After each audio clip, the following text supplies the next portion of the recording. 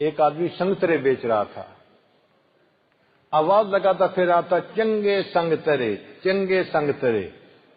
چنگے کہتے ہیں اچھے کو، کہ بھئی اچھی کوالٹی کے سنگترے ہیں۔ ایک اللہ والے نے اس کی صدا سنی اور ان کی تو حالت ہی عجیب ہو گئی، اللہ اللہ اللہ اللہ اللہ۔ مریدوں نے پوچھا حضرت کیا ہوا؟ فرمایا سنو تو صحیح وہ کتنی اعلیٰ بات کر رہا ہے۔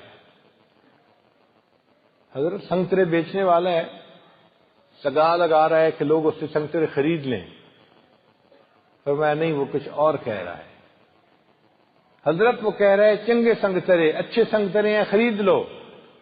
کہا نہیں، وہ کہہ رہا ہے چنگے سنگترے، جو نیکوں کے سنگ لگ جاتے ہیں وہ تر جایا کرتے ہیں، ان کی کشتی کنارے لگ جایا کرتی ہے۔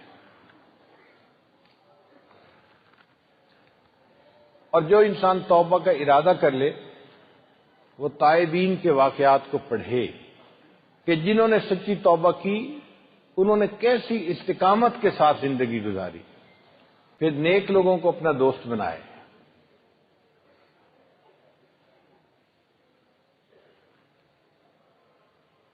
نیکوں کے ساتھ لگنے سے انسان کے اندر نیکی کا شوق پیدا ہوتا ہے۔ المرء علی دین خلیلہ فلینظر احدکم من یخالل۔